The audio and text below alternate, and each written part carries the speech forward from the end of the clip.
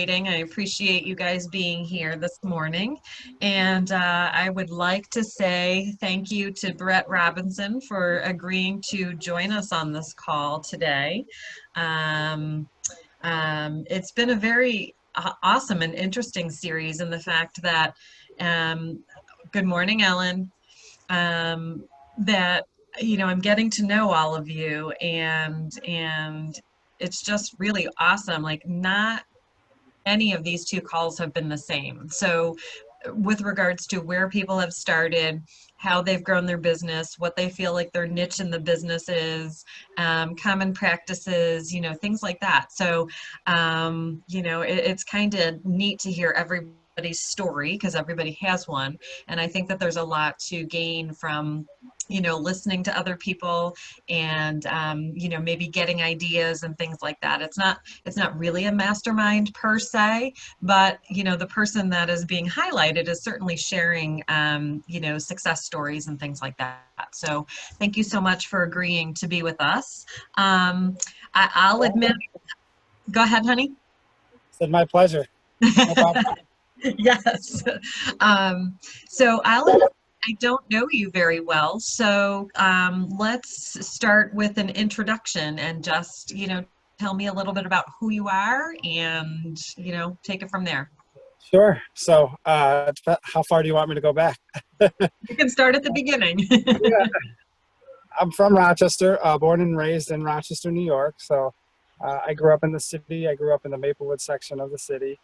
Um, Went to Aquinas, graduated from Aquinas, and then from there joined the military. So, my main background is I was in the military, I was in the Marine Corps from 2003 to 2007.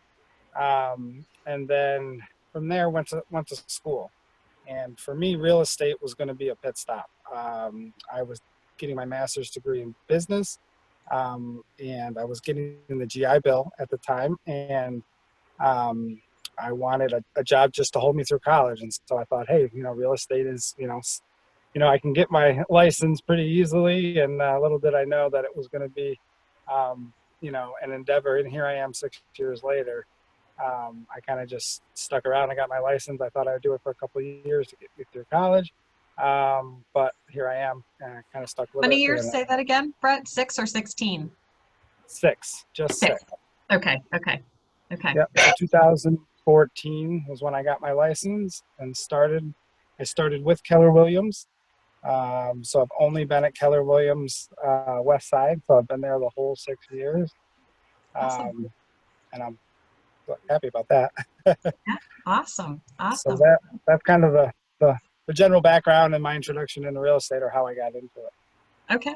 So did you ever start on your master's degree in business? Were you working at that at the same time that you were getting your real estate license? Correct. The first about year and a half I was in the business, I was getting my master's degree. So I was doing both at the same time. Okay. And then I added into that getting married and having a daughter. So Oh, well, well, then there's that. my first couple of years were kind of crazy. Yeah. But yeah, I got my master's degree in business. Okay. My intentions were to go to, corporate America and kind of, work up a ladder. But again, I just stuck with real estate because I liked it. I kind of found a home with it. Found a home. Yeah. So where did you get your degree from? Roberts Wesleyan. Roberts. Okay. Okay. Yep, and I got a degree in strategic leadership and business. So, Okay. a lot of the business aspect kind of definitely transitions over, obviously, into running a real estate business. So that Sure. was helpful. Absolutely. Absolutely. So, okay, so you decided you're going to get your license. Did you get it at the board or did you do it online? I did the 2-week course at the board, the 2 weeks in the classroom there. Okay. Um, I definitely liked it that way because it was just go and do it. I couldn't delay. So I joined when Keller Williams was back over near Ashley Furniture, Yep. Yep. across the street from LA Fitness in Greece. Yep. Um, and there was another broker there at the time, and it was a very small office. I'd say there was 50 agents maximum, and then we only had about, I'd say, 7 to 10 agents who actually came into the office. So Right. it was a very small office at the time, and I had actually started about 6 months, and I didn't do much business. So then I teamed up with Jim Gray. Jim Gray at the time was starting his team, and I was his first buyer's agent. Okay. Okay. And we're talking about the Ninja Turtle Jim Gray, right? Yes, yes. Okay. It gets kind of confusing. The Power Ranger, right? Power Ranger, yellow Oh, Power Ranger. right, not Ninja Turtle, Power Ranger. Yes, yes, yes, yes, yes. Okay. So, what was your influencing factor to get into real estate? Why real estate? Did you know anybody that was in the business, or why did you kind of have that drive, I guess, to get your license, and who was your influencer? Sure. So I was always, I'd always had the intention of helping people. Whatever job, career I chose, I wanted, that was my intention to have a career that helped people. So I saw real estate as that avenue. Okay. And like I said, I thought it was a good pairing with my master's degree in business. I thought I could get my feet wet in business and actually running my own, spreadsheets and things like that. And again, I thought it would be, maybe I'll do this for a couple of years and I'll be done. So Okay. um, I joined under Sharon Quartert. She Yep. actually sold my parents' house, and so she was kind of my influence to join. She Okay. brought me to Keller Williams, and um, yeah, yeah. Now, had you interviewed other brokerages or just strictly Keller Williams? I interviewed them all, Okay. but Keller Williams was the first one to respond, and they were the only ones willing to help me out with a business plan. They were the only ones talking about a business plan at that point in time. So I felt that more aligned with the way I would run my business. Absolutely. Absolutely. So you came into this and you became a buyer's agent under Jim Gray. Is that what I'm understanding? Yep, Okay. yep. For about 6 months, I struggled to get it much business, Okay. and so then the latter 6 months of that first year, I worked under Jim Gray as a buyer's agent. Okay. And it was very loose. It was a very loose agreement. He would send me buyer clients. I would work them through inspection and then hand them back. Okay. Um, and so I got about 12 deals under my belt that first year. And those were all through Jim. And it really got me, some deals to get me some experience, got my feet wet a little bit, and gave me some confidence to be able to go out there and do it on my own. And when it came down to, well, do I stay with Jim or do I go back out on my own? I did the math and thought, well, if I do, I did 12 deals with him. If I do 12 years, or if I do 12 deals a year on my own, the way the splits were working out, I was going to make double. Right. So I thought, I have the experience. I've done a few, and why don't I just go do it on my own? And that's what I did the next year. Okay. And I ended up doing 14 deals on my own the next year. And then that really solidified me, being my own agent, being an individual agent, confident in doing that. Okay. So you basically, though, your first year, you said those 12 deals came basically from Jim. So what shifted for you? How did you go about finding people to work with? Sure. So I dug into my sphere. Once I had the confidence to know kind of what I was talking about and having a few deals under my belt, I was then confident to really go after my sphere and talk to the people that I know and the people that know me. And so I have probably 85% referral repeat business. And so most of my business comes from people I know. I do very little cold calling. I spend very little on lead acquisition. And so I run a pretty clean, narrow business where most of my business comes from my sphere and my past Nice. clients. Nice. So, So, but being local, your whole life, I would think that you would know quite a few people.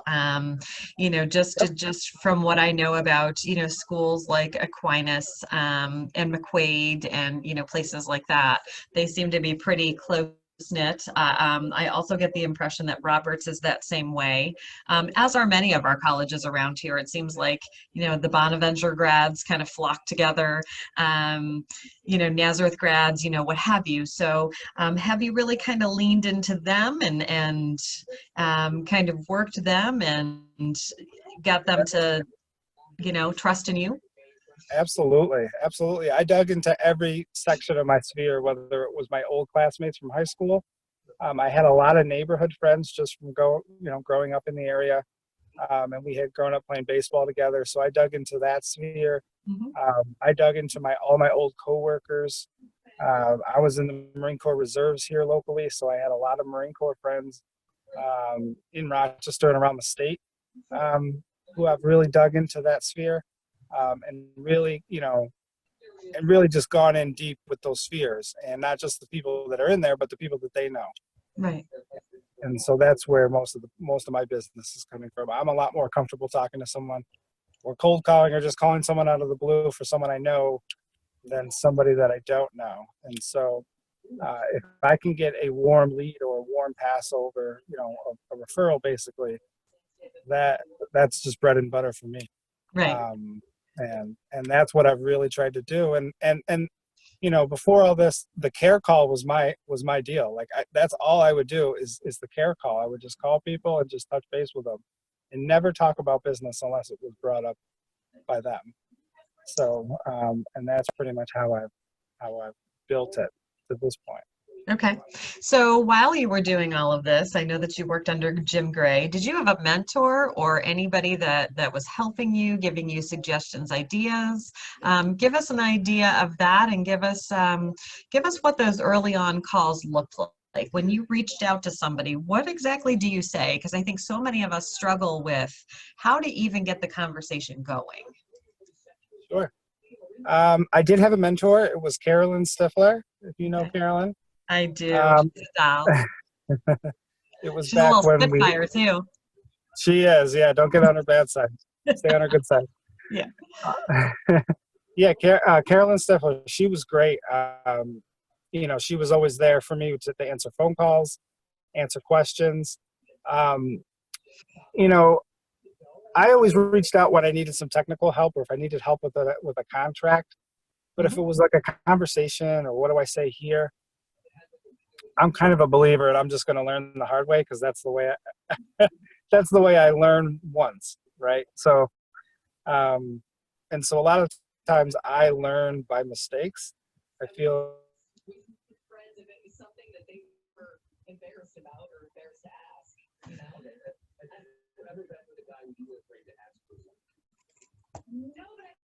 I got a phone call Uh, coming in. okay. Say that Can you hear me again. now? I can hear you now. Yes. Okay, sorry, I had a call. That's okay. Kind of just failing forward, and learning. I feel like the hardest days can be the days that you learn the most in real estate. So, um, you know, I had a lot of technical, like, questions on contracts for my mentor, but I didn't have any high level questions for them. Okay. I let the other Keller Williams education resources. Well, I think we lost him.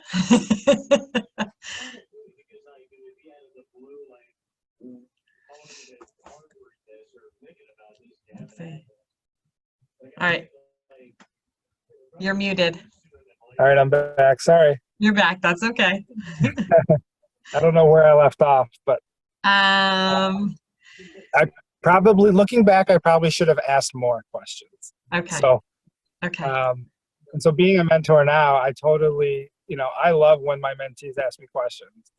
Not only does it make me realize how much that I've learned in the short 6 years, but it's just a refresher. It's a reminder to me. Sometimes they're asking me questions that I haven't even thought of in a couple of years. So Right. Right. Or sometimes I think, perhaps well, you know what?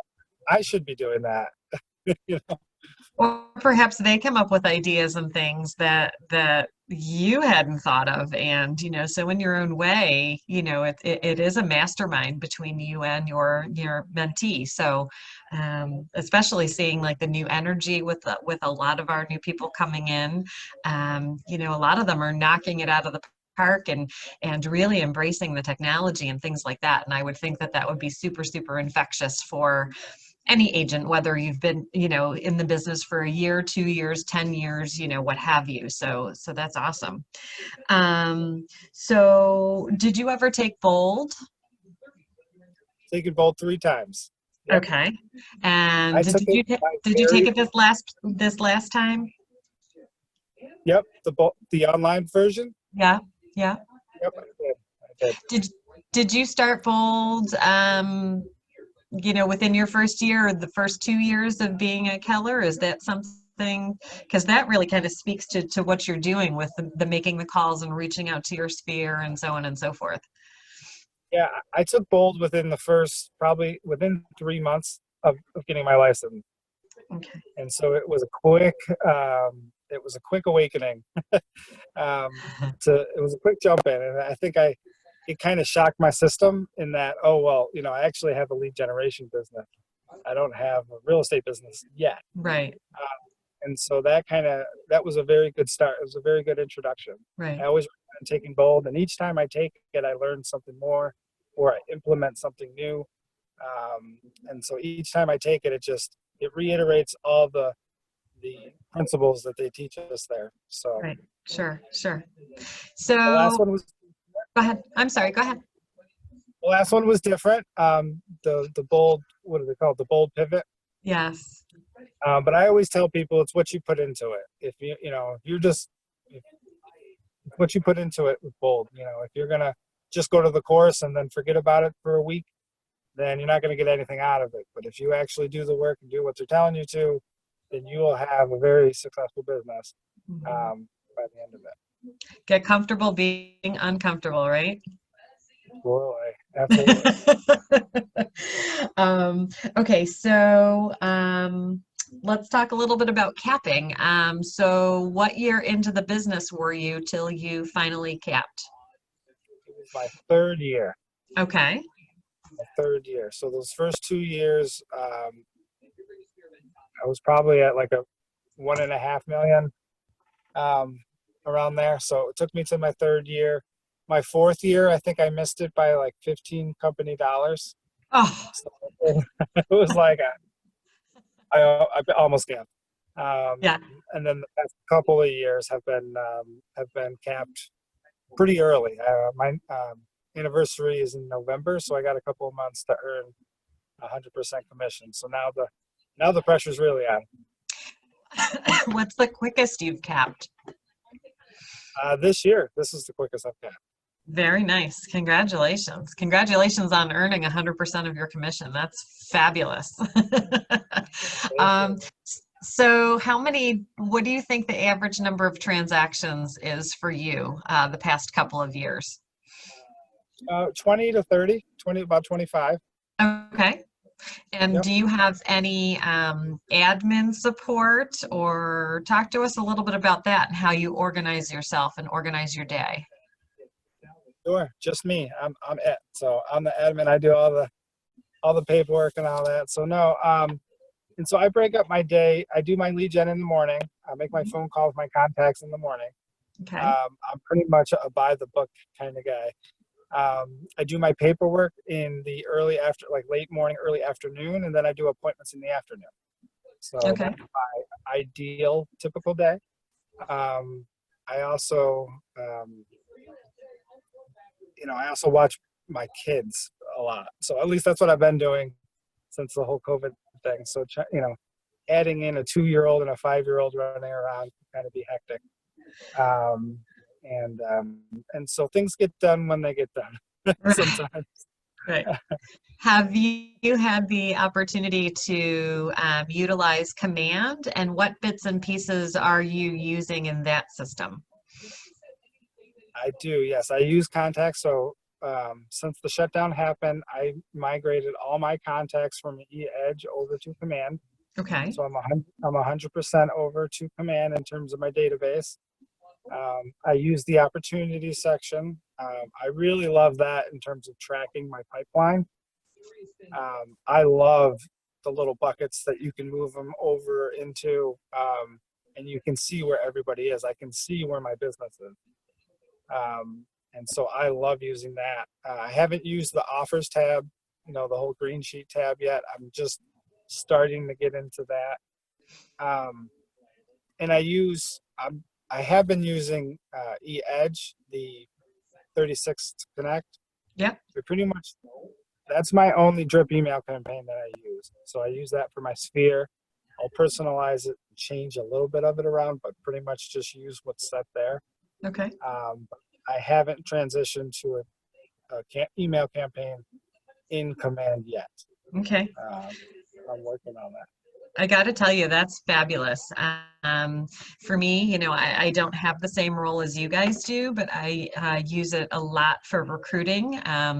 Like you, during this pause, I've spent a lot of time watching videos and, attending Chris's classes and, just using the Keller Williams library and just pulling up videos and things like that with regards to yes, there is stuff for you in the library that's pretty much it's virtually ready to go, maybe with a tweak here or there. But I have started using the biweekly neighborhood thing, which is a very simple thing for all of you to do. Spend some time, get addresses. What a better way to make contact with your clients. Reach out, do that care call, find out how they are, and then get their address if you don't have that. And then you put them on a bi-weekly neighborhood snapshot, and people love those. It just seems like everybody always wants to know what's going on in their neighborhood, or say you select a few areas for them. That's a great way to stay in contact. So I would definitely recommend working on getting those set up, because that is truly a set it and forget it. What I like is that everything stays on that card for that client. So you can look at the timeline and see everything that's if you use Twilio, your texts feed into there. If you do the email through there, like it shows like when you've emailed them. It's just a really great way of making your life simple. So, but good for you for leaning into Command and getting those systems down. Yeah, it's definitely, I know it's, where the business is going. So I figured, it's going to change. I might as well try to change with it. And I've also used that neighborhood nurture. And I've used them for just individual clients who have called me interested. Before I do a CMA, I'll send them that. Yeah, If it's going to take me some time.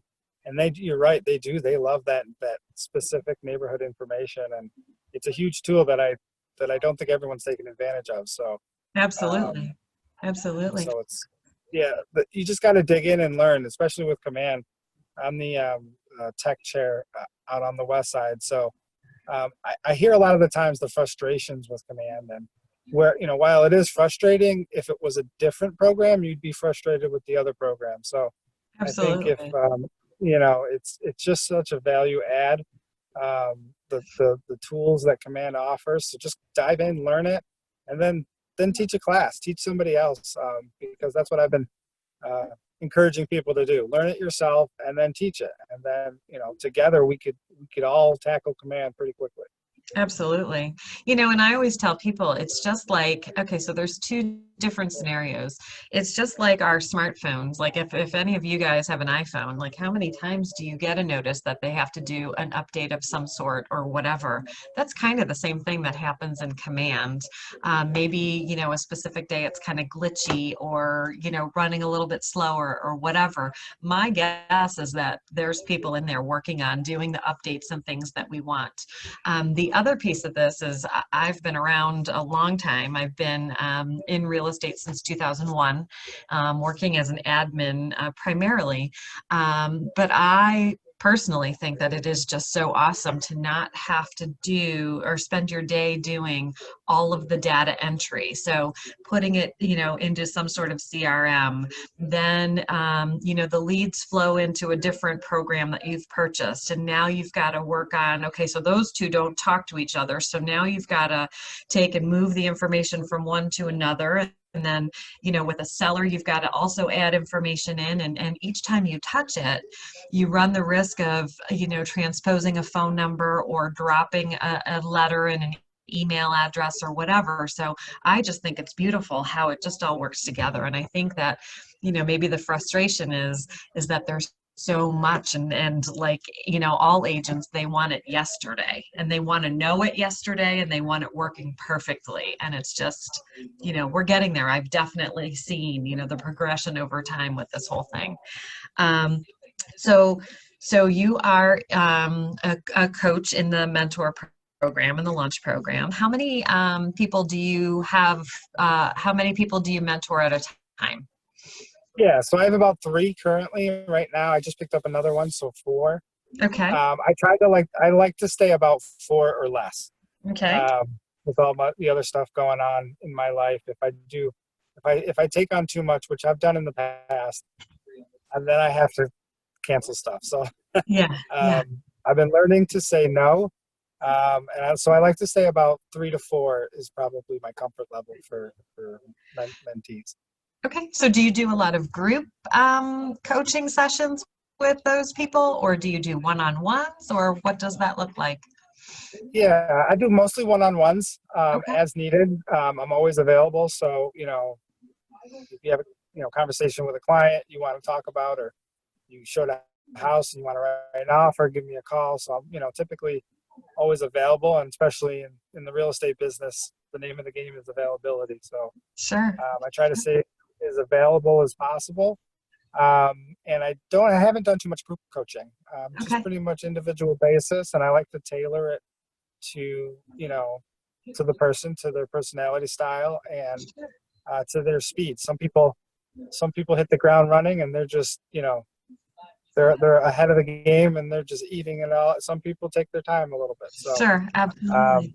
kind of like to tailor it to the agent and what their comfort level is. Okay.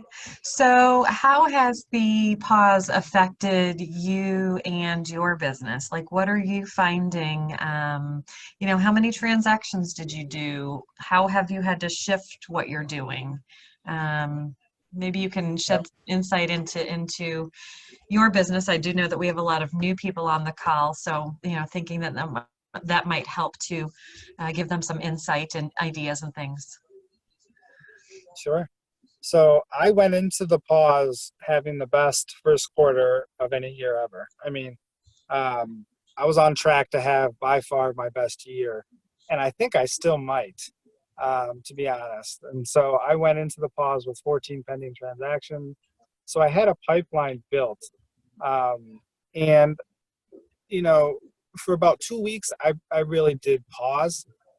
After that, it was almost business as normal, except we couldn't meet people in person. Okay.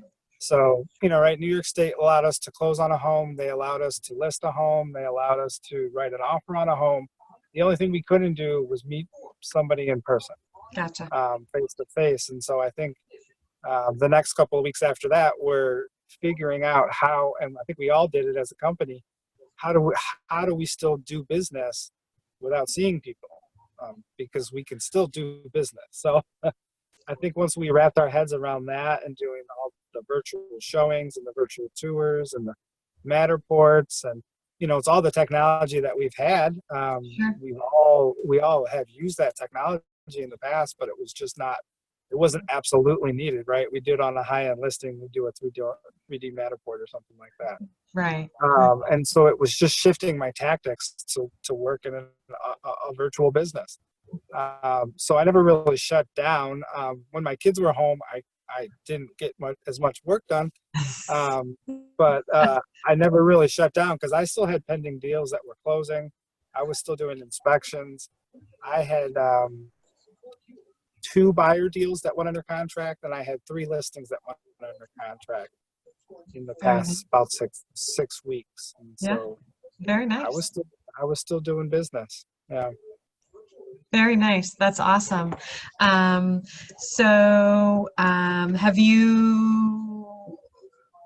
you had to deal, I'm assuming, with multiple offer situations, things like that, things going very quickly with your listings, correct? Correct. Yes. I just almost, it's just kind of crazy. I had one in Scottsville recently, and we listed it on Tuesday and did delayed negotiations till Friday evening. I thought that was going to be too much time.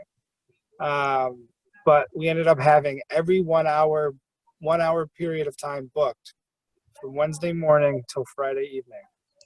Um, Over 50 showings, and then we ended up getting 11 offers. So Wow.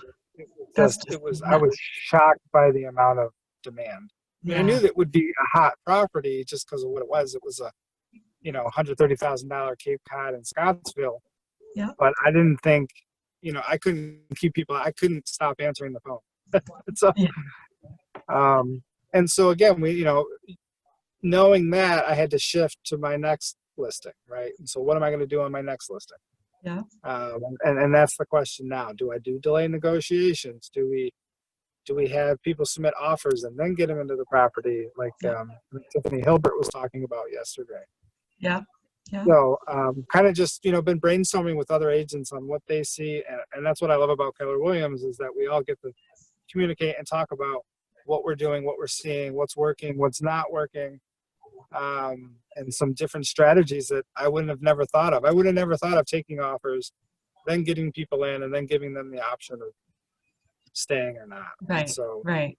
Right. For sure. depending on the property, will probably depend which strategy you use. But um, so yeah, I mean, just crazy amounts of activity on listing. So how have you shifted your coaching of your mentees during this time? So I've just been sharing what I'm doing with my business, what I'm finding that's working in my business, and what I'm hearing other agents do. I'm just passing that information along. Okay. So, I'm not going to tell my mentees to do something that I haven't done or is not willing to do. So, Right. and so all I can, comfortably share is what I know that's working or what's not Sure. working, Sure. what my experiences are. So, um, Absolutely. and so I just try to impart and share and forward that knowledge of what I'm learning to other agents, because it was Right. done to me when I was starting. So. Right. Absolutely. Absolutely.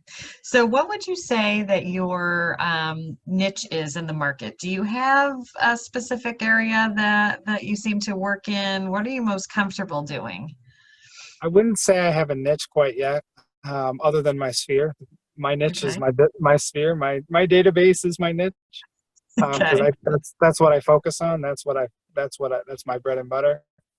Um, I do have a lot of veteran clients, and so that could be kind of a niche. Although I know it can be a common niche, and so I don't want to box myself into the veteran agent. But I do have a lot of VA clients and veterans that are clients, but that's just my sphere. So Right. um, and so I wouldn't say necessarily I have a niche, but because I'll try anything. I mean, I've done short sales, I've done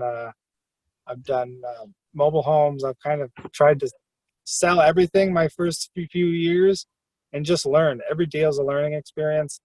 No two deals are the same, and so I'm always just trying to learn as much as I can from the next one. So I either don't make a mistake or don't don't make another mistake on the next one. Right. Right. So do you have a specific area you work in, a specific neighborhood, or you're just pretty much all over the board? I'm pretty much all over the board, although I would say I focus on the west side. Okay. I grew up in the city. I live in Greece, and so Okay. I focus on the west side. But I've sold homes in Bristol, Williamson, all over the place. Which is funny because, I get on calls with other agents from different parts of the country, and the thought for some of them for them to drive 30 minutes is just like, whoa, well that's too far. And it's like that's nothing. There's, times that, we drive an hour to show a property. So that's kind of foreign in other places for sure. So do you do client appreciation events? Do you do client gifts, anything like that? hmm I do client closing gifts. I have a Okay. couple different options depending on the client. Again, I like to tailor it. I don't have just one gift. And then I don't do. My goal has been to do a client appreciation event. However, um, I haven't gotten around to it, and now I don't know how we're going to do it. Right, right. So that's been on my list to do as my business has been growing, but I have not gotten there yet. So Okay. Okay. So somebody asked in the chat box, do you feel at some point you'll need to hire an admin and a buyer's agent, or are you comfortable now for a while? Or I guess at what volume or at what transaction count do you think that that might be something that you'd need to look into, especially with, what did you say, a 2-year-old and a 5-year-old? Right, right. So the MREA rule is what, like I think 36 transactions. You should look at hiring an admin. So I'm close. I mean, I'm usually about 25, 30 deals a year. But with our average price point and our commissions being a little bit lower, it makes it a little bit tough. Yeah. So that's my next step. And I'm working with Jessica, our team leader, pretty heavily on is building my business up for, 6 months where it's almost unmanageable. And then getting somebody in line to take over the admin, or at least part-time admin, to help Gotcha. me with some of the paperwork and some of the Yep. admin. To leverage the paperwork and things like that so that you can focus on, getting more listings and, Yep. listings, leads, I've and been leverage, right? right. I've been hesitant to take the leap. I mean, it's pretty scary just knowing that I'm hiring somebody. And so, but I've been working with Jessica on that because that's my next step. Right. As I'm growing, I'm not taking advantage of all the businesses I could because I'm so busy. So Correct.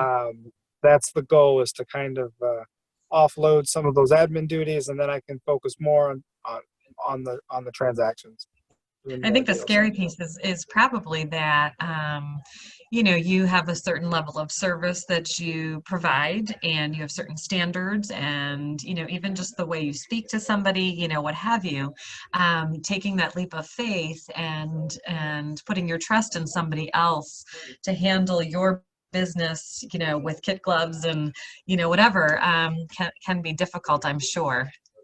Having been an admin, I totally get that and understand that. And yeah, Absolutely. I Yeah. think you constantly worry, like, are things being done? And, just if you've got a great system down yourself, kind of letting go enough to let somebody else kind of jump in and help you can be tough, I'm sure. Right. Yeah. I'm a little bit more of I like to keep that control, but it is hindering me. I mean, it is keeping me back a little bit. So, yeah. Right, right. So Rita says, time management. My phone never stops. How do you manage your time?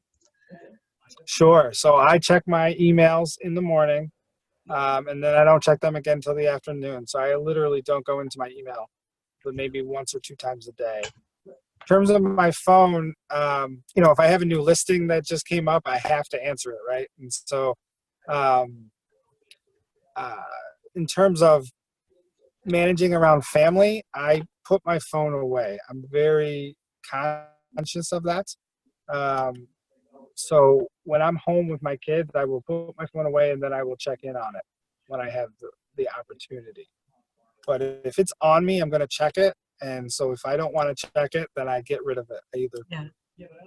put it in my car, or I put it in another room where I'm not going to be able to hear it or anything like that. So, and then 8 o'clock every night, I turn my phone off. Okay. No matter what, the phone goes off at 8 o'clock. I don't answer anybody text message or phone call after 8 o'clock.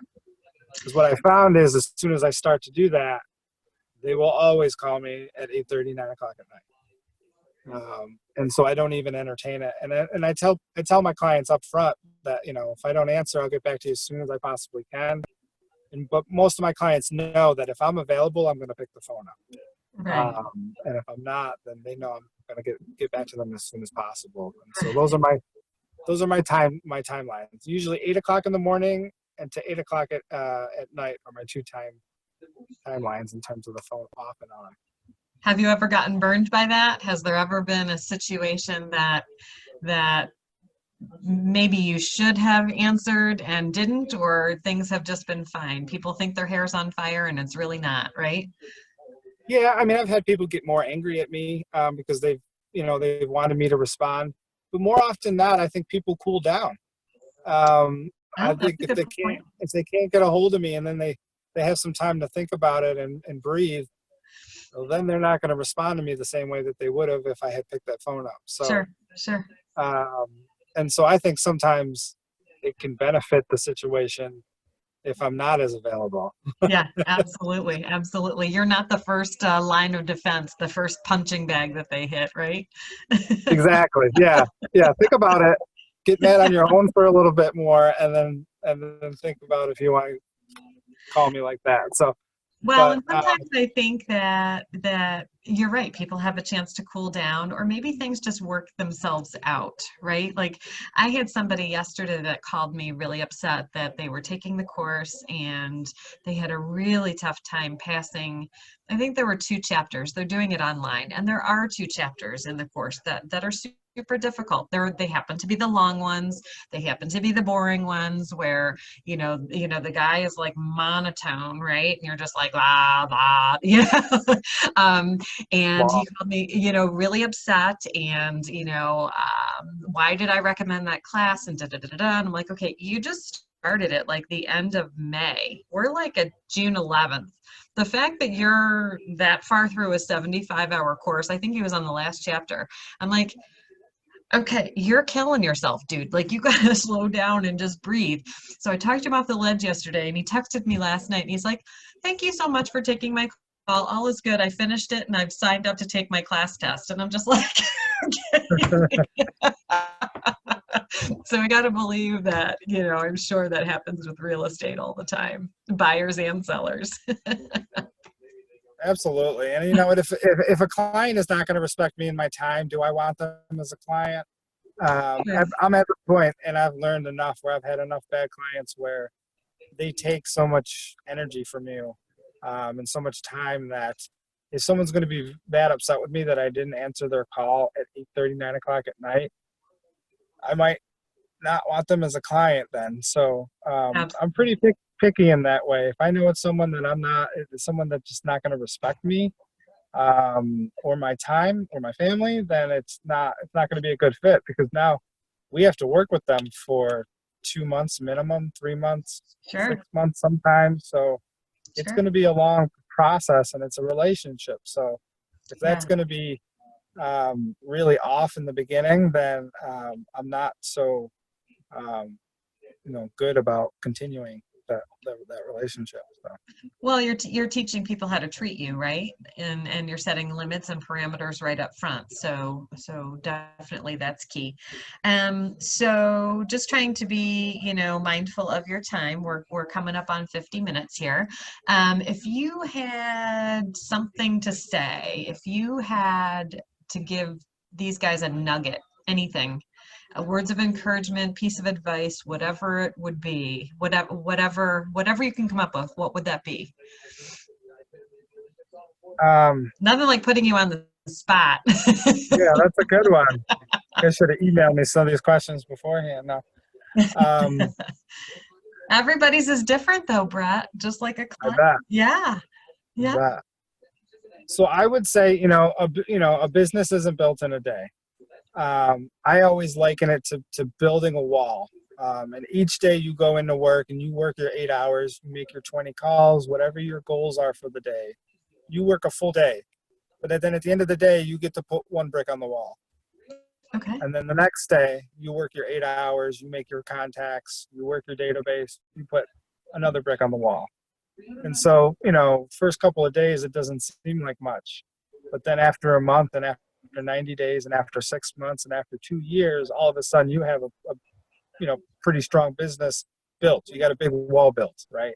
Yeah. And so that's kind of how I liken it, how you know, that's the example I give to a lot of my mentees is when they get getting frustrated in the beginning because the business isn't coming to them. It takes some time to build it. So work your 8 hours, make your 20 contacts, and put your one brick in the wall. And Yeah. before you know it, you'll be busier than you want to be. So, but it just takes some time. It takes that investment. It takes work, and that's the one thing that I like to say. Oh, that's fantastic. That's fantastic. Yes. Well, So thank you so much for joining. Does anybody else have any questions for him before I let him go? I've been kind of monitoring the chat and just making sure that everything that was up there was covered. If you want to put something in the chat box, go for it. If you want to just unmute yourself and ask a question, I'm fine with that too. I'll give it a minute and just kind of see if anybody has anything. People are saying, Jay Sackett says, I needed to hear that. Thanks, Brett. Brian Schmidt said, thanks, Brett. And Taylor says, thank you. And I do truly, from the bottom of my heart, appreciate you willing to take your time and kind of changing your day for us. I do. I think it's a fabulous accomplishment when somebody caps. I think that that's something that should not be taken lightly. Especially like the new people.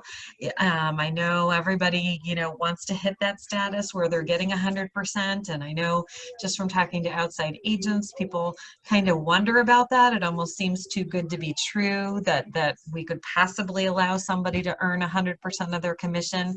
And I just kind of felt like this is one way of like getting down and dirty with people and just saying it's possible. It's possible, right?